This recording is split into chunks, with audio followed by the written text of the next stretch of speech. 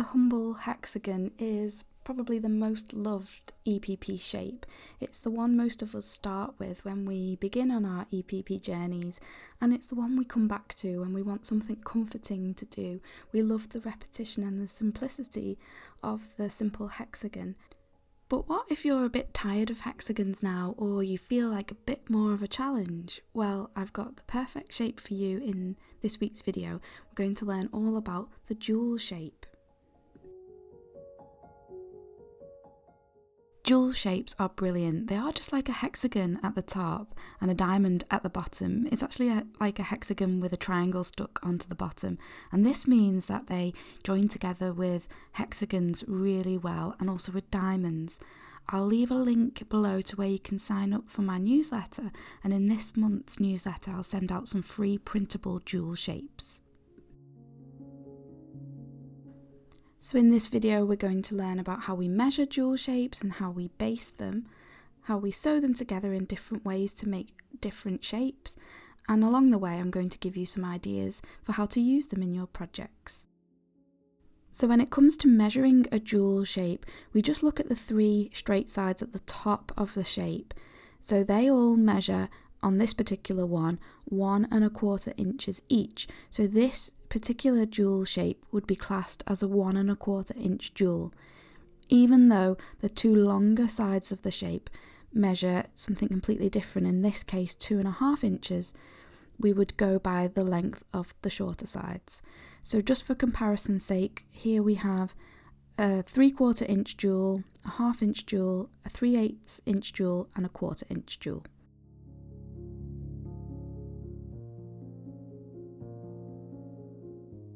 So basting jewel shapes is really quite simple. It's a bit like basting a hexagon and also a bit like basting a diamond.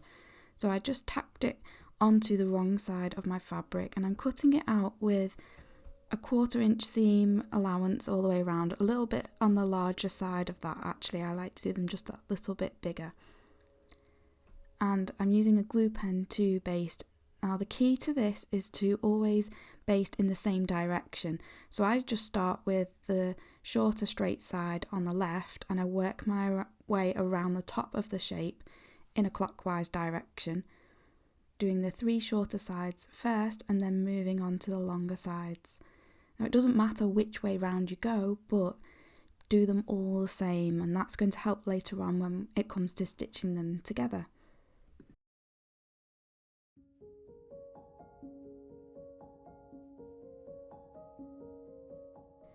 Now you can see when you fold the fabric over the point, you inevitably get that little dog ear. Now I've just trimmed it down because it was particularly long on this one, but do leave that little dog ear, don't cut it off completely, otherwise you'll end up with a hole when you come to sew them together. You do need that. Mine was just a little bit on the long side for that particular one.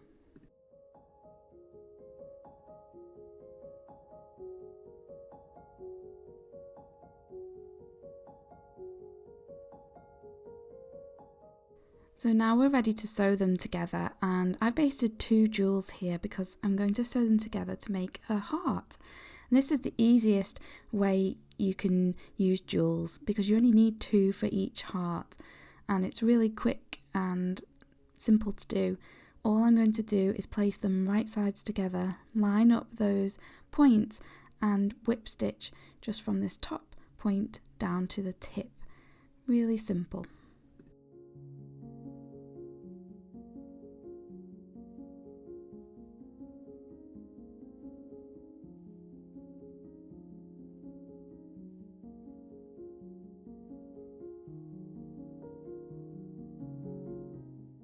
So once you've done that, you open it out and there is your heart. So you just want to make sure that your points line up at the bottom, and then you've got a really nice heart shape there.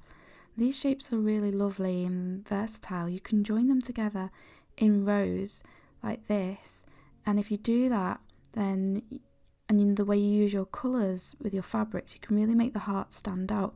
But you need to do alternate rows of hearts that are facing the right way and hearts that are upside down, if you know what I mean. So if you organise them like this, you can get a really nice design.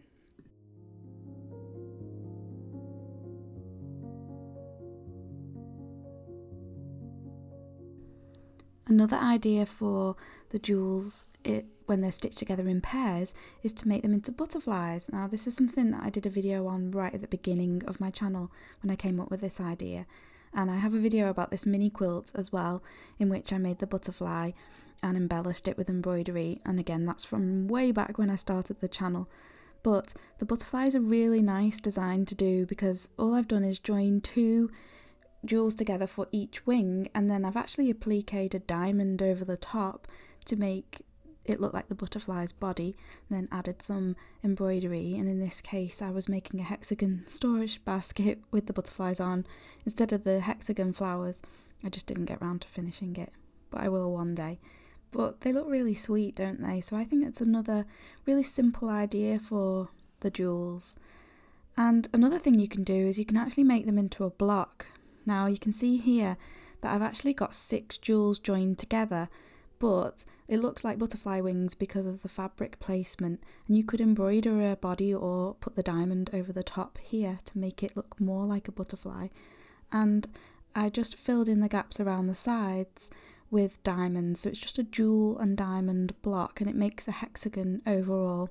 This was something I played around with a long time ago when I was coming up with ideas. Maybe I'll turn it into a proper quilt one day, but just another thing to think about. So for this one we need to learn how to stitch them together into groups of 6, and to do that I always begin by basting all of my shapes the same way round, so the little dog ears all face the same way, and then we stitch them together into 2 groups of 3.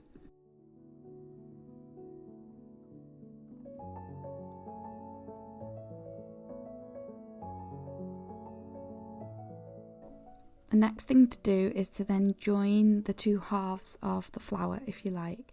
So when you're doing this, you really want to make sure that your seams line up and that the points, especially of the central jewel of both of those halves, we really want them to line up. That's going to make the shape really accurate and make it look really good. So a top tip here is to get everything lined up, and when you're stitching along, start from the center point and stitch outwards to the edge, and then go back to the center point and stitch out to the other edge, and that way you can really ensure that your central points are going to line up.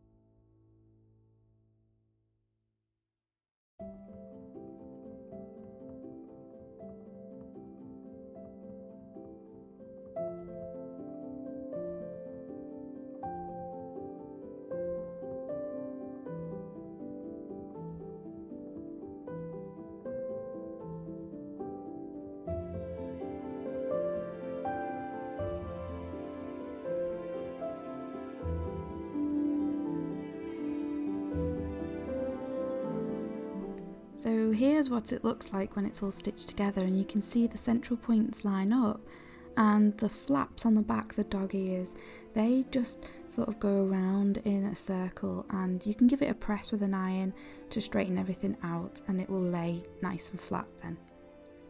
So this opens up a whole new world of possibilities. So for example, on this piece what I've done is I've just done some embroidery on each of the jewels, and it's repeated throughout, but you could use fabric instead. You could baste the same pattern on your fabric, you could fussy cut it on each jewel and you'd get a nice kaleidoscope effect. And here's another example with my embroidery that I did repeating on each jewel. And in this example you can see I've made jewel flowers from Liberty fabric. Each flower all has the same fabric for each petal, but each flower is different from each other, and it just creates this really nice scrappy effect. And this piece was a pattern from a book called Patchwork Gifts, and I'll leave a link to that below. I made it a few years ago as part of the book tour, and I gave it to my mum and she has it on her dressing table as like a little mat. I think it's really pretty with these fabrics. finally, I just want to show you how you can use a hexagon in the centre of your jewels and orientate them outwards, so the points are pointing outwards, and you get this star flower. It's what I like to call it. It's a bit of a hexagon flower, a bit of a star shape, and they're really easy to sew together. You just sew them in the exact same way that you would with a hexagon flower, and you can fussy cut really nicely with this design. I did fussy cut the flowers in this print and also the bird for the central piece.